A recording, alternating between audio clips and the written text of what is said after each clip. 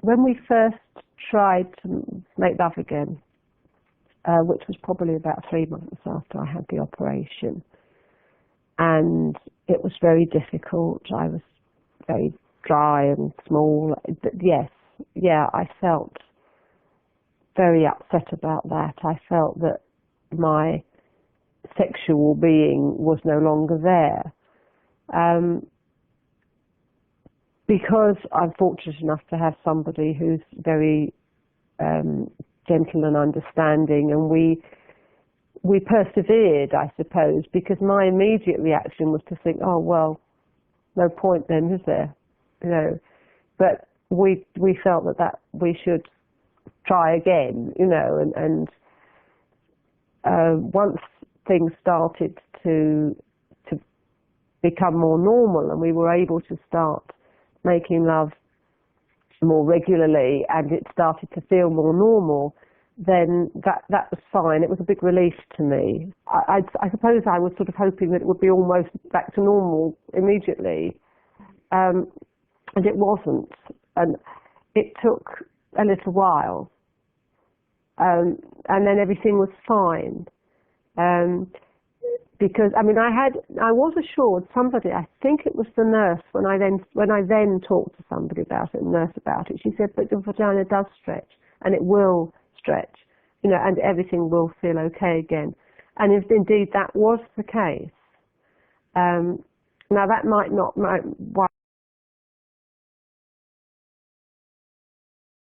One thing that didn't go back to normal, and obviously never is going to be normal, is that, and I'll be very frank here, I know some women might not be as frank, some women have orgasms from the womb, and I have realised since my operation that I was one of those women. It hasn't, I mean, I can still have clitoral orgasms, but the other type of orgasm is very deep and very satisfying, and I think not all women have them. And I miss them. But they did say, I mean, the nurse had said, you will still be able to have a sex life, but it will feel different. I didn't realise that that was what she meant. I would have liked perhaps to have understood that a bit more. But then, I mean, I think I'm an intelligent woman and I know quite a lot about my body, and I hadn't actually realised until after the op that I had orgasms from the womb. And obviously that anybody who has even an ordinary hysterectomy, that is going to disappear. But so it took a while. And I mean, I'm lucky. Well, I'm lucky. I mean, I have a very patient, loving, understanding man. We are able to talk about sex. We always have done. So we were able to talk about it. I was able to say to him, I'm very upset, and he was very reassuring and saying, no, don't worry about it. It doesn't matter. Even after the first couple of times, he was saying it doesn't matter. When I felt things might never get better, you know, then that might remain sort of pretty grotty. He was very reassuring and very loving, so I'm very lucky in that way. It's obviously important, if somebody's in a relationship, for them to talk.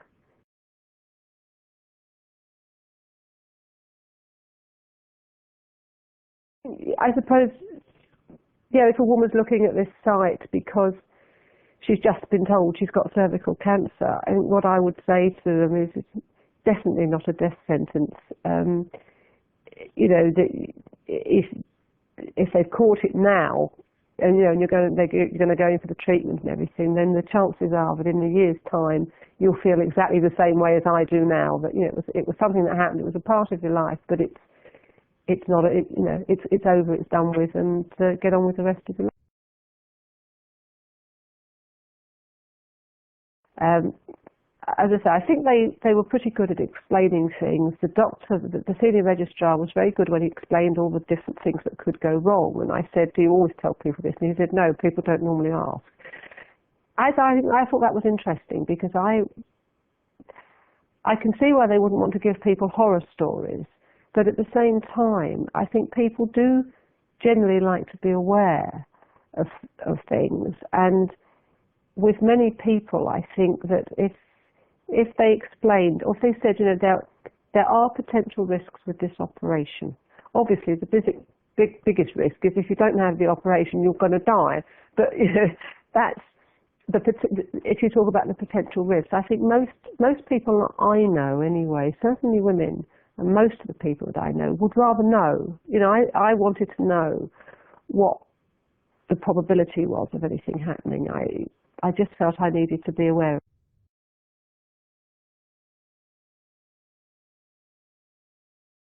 On one of the appointments, when I went up to have the bowel and bladder investigation, a nurse came to see me and asked if I had any other queries or problems. I explained that I was worried about the lymphedema thing.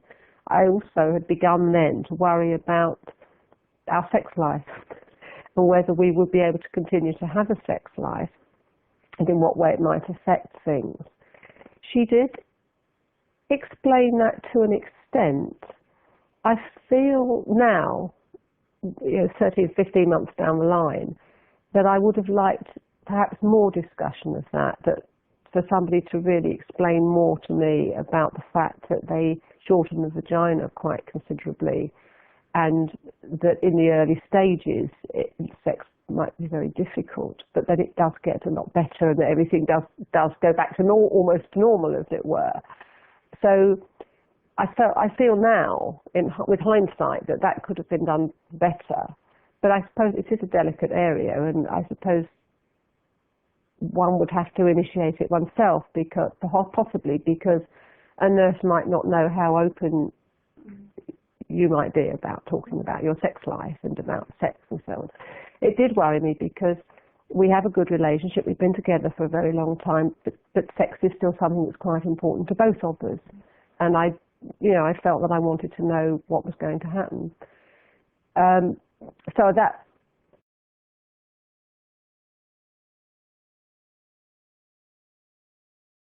Feel before you were going through your first 3 months check? Very positive. I felt well. I felt I was playing tennis again. I felt very fit. I felt well. So very positive, yes. And every time I go in now, I just sort of breathe in. And I would be astounded if they told me there was a problem, actually. It would probably knock me back quite hard because I feel fine. I'm not getting any symptoms of anything. And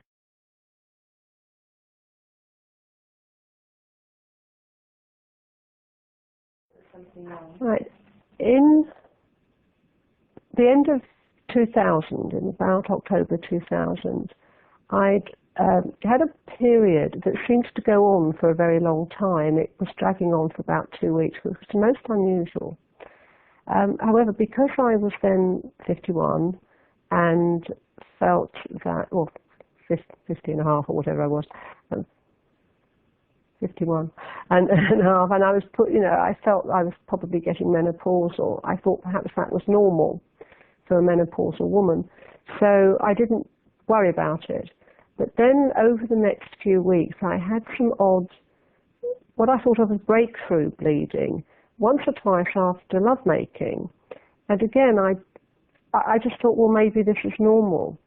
And then at the end of November, I had another period that again seemed to go on for a bit of a long time. And I was a bit concerned, but not too worried. And then during the December, it started that every time we made love, I had bleeding. And there was obviously something not quite right, I felt. But I still didn't feel it was serious enough to bother going to the doctor, because I thought, well, maybe this happens when you have a menopause. And I asked my mother, and she said she had no idea, because hers had happened very suddenly. She'd had a D&C and she'd stopped having periods. And my elder sister's on HRT, and most of my friends are on HRT, so nobody seems to know. And I actually rang NHS Direct, because I had dealings with them a few months before when I'd had sunstroke one evening. I was quite impressed with their help. And I asked them what they thought. And it was quite funny, actually, because I spoke to the same Irish male nurse as I had spoken to with the sunstroke. And I thought I'd get put through to a female nurse. And he said he'd have to go and talk to his supervisor and phone me back, which he did. And he said, we think you should go and see your doctor. And we think you should go and see your doctor very quickly.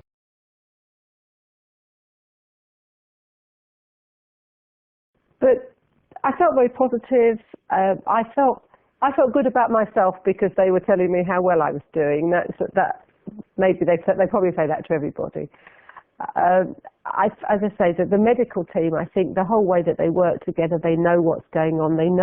You feel that they know you, and that they are being very, friendly without being pushy, but and that they know your case, they understand what's going on. You don't get somebody coming in leafing through your notes, not knowing what's happening. They all know exactly where you are and what's happening and what stage you're at and all that sort of thing. I read when I had the dodgy smear and I had the colposcopy, I got a book about it, and some of the things that they said were starting sex life at a very early age and having there's possible causes, having more than one sexual partner. I forget what the other things were.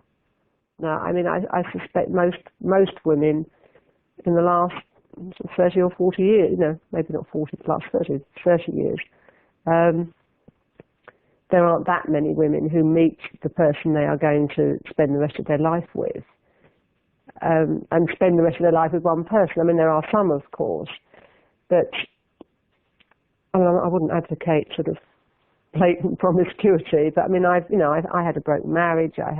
I've had a few different relationships, and I wouldn't see myself as being wildly promiscuous when I was young, but nor was I a little nun either. So I don't blame myself for that. I don't sort of sit and think, because I think that's a bit futile, really, isn't it? I mean, what's the point of me sitting around thinking, if only I'd done this, or if only I'd done that. Of course, the big thrill is when you're ready to come home. And that was when I just had this major setback, because they took the catheter out. They told me I'd been in hospital for about 11 or 12 days, so this must have been on about the 10th or 11th day. They took the catheter out, and my bladder wouldn't work. It was just, I blew up like a balloon, and I could pee, but only a little bit, and I knew there was something wrong. And so they had to put the catheter back in, and I was absolutely distraught about this, because I was very concerned that I was going to be incontinent, or just have to have a catheter for the rest of my life, and I was just so distraught. I felt that was a major setback for me, because instead of coming home to feel that I'm getting better, I felt that I'm coming home with this catheter in. I had that in for a couple of weeks, and I found that very hard. Because I didn't find changing the thing hard. That was easy, but I just felt, I felt like an invalid. Instead of feeling, well, I'm getting better, I felt like an invalid. And I had to go back in a fortnight later. They said they would try to remove it, to see how things were going. So they said I'd stay in overnight to see whether my bladder worked. And I was very worried about it, and very concerned that my bladder wouldn't work. So I went in, and they took the catheter out, and my bladder wouldn't work. And I lay there all night just getting frantic. I didn't sleep a wink. I was so upset. I just thought, my bladder isn't working. It's not going to work. It's never going to work. And I'm just, I'm going to have to spend the rest of my life with a catheter in. And I was absolutely, totally distraught.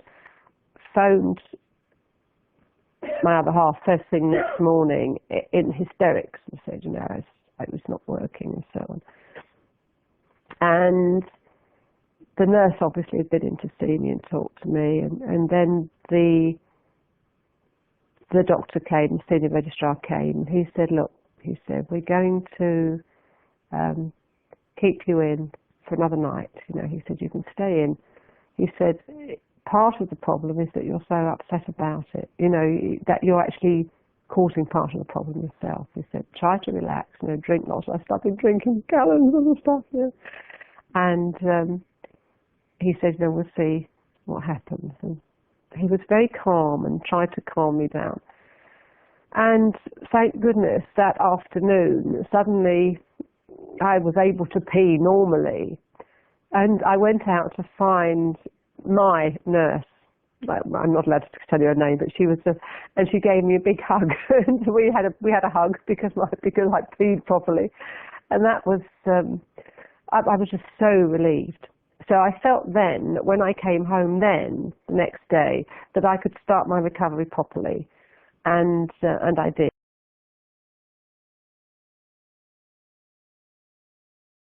Oh, right. The main thing I remember about the next couple of days was the nurses were in and out changing drips, and they took the morphine drip out and then gave me a little morphine. It's a sort of gum thing. It's morphine in it, but you can press a button which releases a certain amount of morphine so that you can't overdose. And on the second or third night, I was in a great deal of pain in the night, and I am not a wimp. I was in a lot of pain, very acute pain, and I had to ring for the nurse. And she said, oh, I'll get the pain relief people to come and see you in the morning and see what we can do. And then I realised, and I asked her to move it, that what had happened was that when she changed the saline drip, she had actually caught the tube going from the morphine thing. She caught it up in the bandage and it wasn't going through. And I asked her if she would move the bandage. Now she said, I don't think that's the problem. I said, could you move it? And she did. And so that was all right then. So when the pain relief team came in the morning, I said, no, it's actually all right. It was to do with, I'm sure that's what the problem was. I can't lie and say that you don't have pain, but they do try to manage it. You know, they give you the morphine, they give you Voltarol. They do try, you know, if I rang and said that I'd had pain, they would bring me some